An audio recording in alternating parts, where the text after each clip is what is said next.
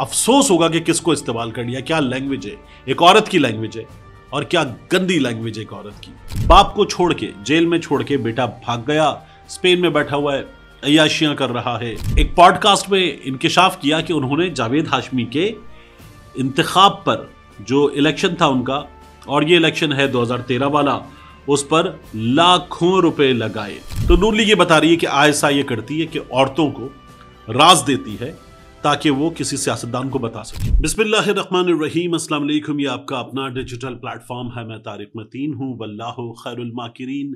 अल्लाह सबसे बेहतर तदबीर फरमाने वाला है, वही बचाएगा मेरे देश को बलाओं से जो बारिश में शजर से घोंसला गिरने नहीं देता, क्योंकि उसकी तदबीर तमाम तदाबीर की इमाम है।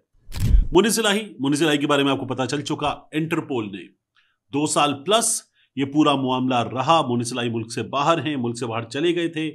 पाकिस्तान में सियासी हालात पूरी तरह से बदल रहे थे, तब वो चले गए। बड़े ताने मिले मुनीस इलाही को कि बाप को छोड़ के, जेल में छोड़ के बेटा भाग गया, स्पेन में बैठा हुआ है, अय्याशियां कर रहा है, और न जाने कौन कौन सी रंग रलियां बना रहा है। बहुत ही घटिया इल्जाम भी लगे, और बेटे ने बड़े पैसे बनाए हैं। ये नून लीग वालों ने और ऐसे लोगों ने जो पाकिस्तान तहरीक इंसाफ छोड़ चुके हैं, उन सब ने मुनीस इलाही पर इल्जाम लगाए। अब जो इंटरपोल से कहा गया था कि मुनीस इलाही के खिलाफ तमाम चीजों की छानबीन करके जरा वापस करें हमें हमारा बंदा, मुनीस इलाही के बारे में तमाम जो तहकीकात थी, सब कुछ था, वो शट डाउन कर दिया गया। कुछ नहीं निकला, ये फैसला आ गया है तो शरीफों के लिए। और जो साथ में पूरा एक बयानिया हमारे यहाँ बनाया गया था, उसके लिए बहुत बुरी खबर है। इंटरनेशनल ठप्पा है कि कुछ मिला नहीं है। कुछ हुआ नहीं है तो मैं नहीं कह रहा, कुछ मिला नहीं है, ये हमें पता चल रहा है। मुनीस इलाही इस जगह सुर्खरू ठहरे, और बहुत बड़ी खबर है। इसके बाद हमारे यहाँ हमारे खुफिया इदारे, हमारी खुफिया एजेंसियां, जासूस एजेंसियां क्या करती हैं, इस पर बड़ी बात हो रही है। क्यों हो रही है मैं आपके सामने रखता हूं, लेकिन उससे पहले रावी हसन अय्यूब दोस्त हमारे, उन्होंने एक पॉडकास्ट में इंकिशाफ किया कि उन्होंने जावेद हाशमी के इंतखाब पर, जो इलेक्शन था उनका, और ये इलेक्शन है 2013 वाला, उस पर लाखों रुपए लगाए, मिलियंस लगाए।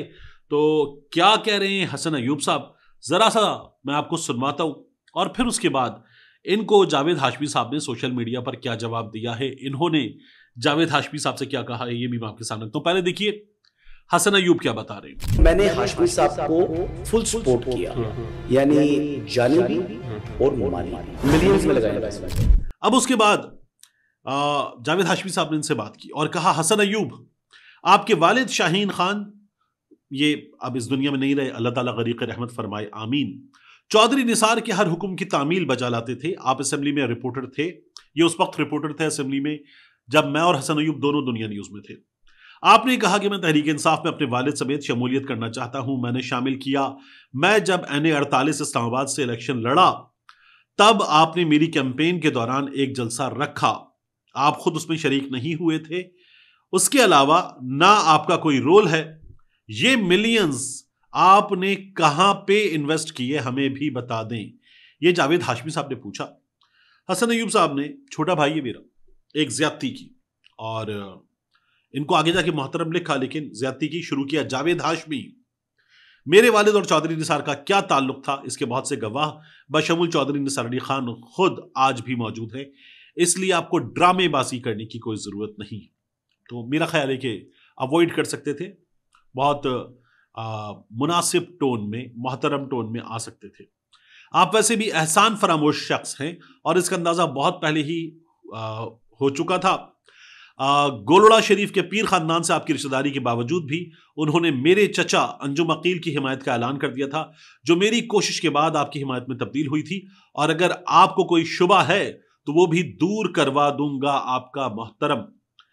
आपने इलेक्शन के लिए सिर्फ 10 लाख रुपए तहरीक इंसाफ सेंट्रल सेक्रेटेरिएट में होने वाली मीटिंग में रखे। आपने कहा था कि यही रकम मैं इलेक्शन में खर्च कर सकता हूं, बाकी जिसने जो कुछ करना है इस इलेक्शन में हिस्सा डाले। वैसे उस दौर में भी यूनियन काउंसिल का इलेक्शन भी 20 लाख से कम में नहीं लड़ा जा सकता था। शहजाद वसीम बेचारे ने सबसे ज्यादा खर्च किया था, जो आज भी जिंदा सलामत मौजूद है। लोगों की जेबों पर नजर रखना बिल्कुल भी अच्छी आदत नहीं होती हाशमी साहब। अब आके आया आखिर में साहब, मजीद अगर उलझना चाहेंगे तो फिर मैं एनी शाहिदीन के वीडियो बयानात ट्वीट करूंगा। यह हसन अय्यूब ने इनको जवाब दिया। हाशमी साहब बहुत प्यार से वापस आए, कहा मेरे बेटे इजाफी बातें छोड़ो और अपनी बात करो। कब 1 रुपया भी तुमने खर्च किया? यह 10 लाख वाली बात भी झूठ है।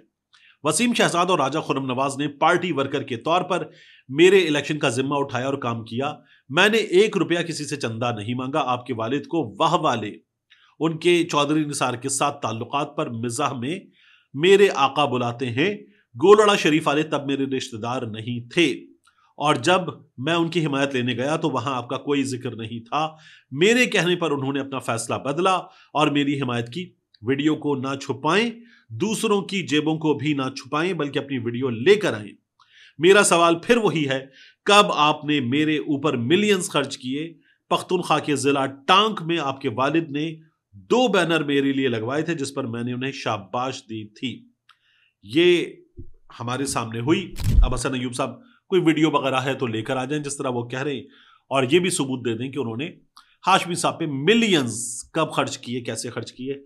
हमें पता चलना चाहिए, अच्छी बात है, पता चलना चाहिए। जावेद हाशमी साहब जो है वो सियासी किरदार के हवाले से, एंटी एस्टैब्लिशमेंट होने के हवाले से एक बहादुर आदमी है। इमरान खान की जमात भी छोड़कर निकल गए थे, मियां साहब का साथ भी छोड़ दिया था। जहां किसी को देखते हैं कि वो एस्टैब्लिशमेंट की उंगली पकड़ के चल रहा है उसको छोड़ देते हैं। आजकल फिर हाशमी साहब जो हैं वो नून लीग की ऐसी की तैसी कर रहे हैं क्योंकि नून लीग एस्टैब्लिशमेंट के साथ है। अब मैं आपसे अर्ज करूं कि हमारे यहां जो हुआ है उसमें औरतें, खुफिया इदारा, जासूसी, क्या कुछ निकल कर आ रहा है। आप देखिए कि हमारे यहां ये जो एक आर्टिकल है ना जिसपे बड़ी बात हो रही है कि आर्टिकल छप गया इकोनॉमिस्ट में, इतने बड़े मैगजीन में, और क्या बात है, क्या किरदार सामने आया है, उसको देखें और आप अंदाजा करें कि क्या बताया जा रहा है। आर्टिकल में नून लीग के लोग टेलीविजन पे आए हैं, सोशल मीडिया पर आए हैं, उन्होंने अपने कारकुनान छोड़ दिए हैं और अपने सहाफी छोड़ दिए कि देखो आईएसआई जो है वो बुशरा बीबी को राज दे रही थी। तो नून लीग ये बता रही है कि आईएसआई ये करती है कि औरतों को राज देती है ताकि वो किसी सियासतदान को बता सके। आईएसआई औरतों को हायर कर लेती है और नून लीग बता रही है, और वो नून लीग वाले आए टेलीविजन प्रोग्राम्स में धड़ाधड़ आके बता रहे हैं, और आईएसआई वाले जो हैं वो उन औरतों से काम करवाते हैं। तो ये भी बताया जा रहा है। पीटीआई वाले तो कह रहे हैं झूठे, नून लीग वाले बता रहे हैं कि सब कुछ आईएसआई करवा रही है। अब आईएसआई ने एक सियासतदान को फंसाने के लिए खातून को इस्तेमाल किया, खातून को कौमी राज दिए और खातून के बारे में सब कुछ किया। मसला क्या है? मसला यह है कि हमारे यहां शरीफ खानदान जो जनरल जिलानी के जरिए सियासत में आए, फिर उसके बाद जनरल ज़ियाउल हक को रूहानी वालिद बनाया, ये सारी ऑन रिकॉर्ड बातें हैं। फिर इस्लामी जमहूरी इत्तेहाद बना, बेनजीर के खिलाफ ये इस्तेमाल हुए। फिर उसके बाद ये दोबारा इस वक्त एस्टैब्लिशमेंट से डील करके बैठे हुए हैं। पहले भी मुशर्रफ ने निकाला और ये मुल्क छोड़कर चले गए, बाकायदा तौर पर इनके मुंह पे मारा गया कि मुआहिदा करके गए थे, झूठ बोल के गए थे। फिर उसके बाद ये फिर इस्तेमाल हुए और ये यूसुफ रजा गिलानी के खिलाफ भी आजकल बड़ा शोर करते ना, जजों ने यूसुफ रजा गिलानी को निकाल दिया। ये यूसुफ रजा गिलानी के खिलाफ इस्तेमाल हुए और इन्होंने यूसुफ रजा गिलानी के खिलाफ मियां साहब ने काला कोट पहना और जाके काम किया। और ये वही लोग हैं जिन्होंने मोहतरमा बेनजीर भुट्टो की तस्वीर जहाज से गिराई, और ये ऑन रिकॉर्ड बातें मौजूद है कि हुसैन हक्कानी ने नवाज शरीफ से एक प्लॉट लिया, दूसरा प्लॉट लिया, ये सईद इलाही साहब सारी बातें बता चुके।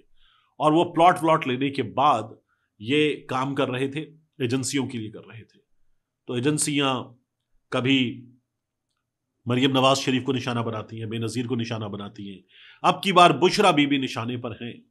तो क्या क्या चीजें हमारे सामने आ रही हैं और किस तरह से जिनसे करवाया गया उनका ये जो ट्वीट है ये जरा पढ़ें।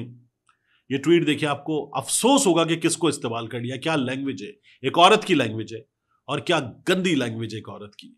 ये हमारे यहां करके सारा का सारा काम किया गया है और शर्मिंदा करवाया गया। पूरी कौम के लिए शर्मिंदगी का सामान है जो इस वक्त एक ब्रेकिंग स्टोरी की सूरत में है। और इस ब्रेकिंग स्टोरी में सबसे बड़ी बात क्या पता चल रही है, यानी बयानिया बनाने वाले भी सोचे कि आईएसआई राज दे रही थी, एक औरत को राज दे रही थी और उस औरत को इस्तेमाल कर रही थी। ये हमारे यहां इस वक्त हमारी हुकूमत वक्त के लोग बता रहे हैं। मिलते हैं इंशाल्लाह आपसे अगली वीडियो में।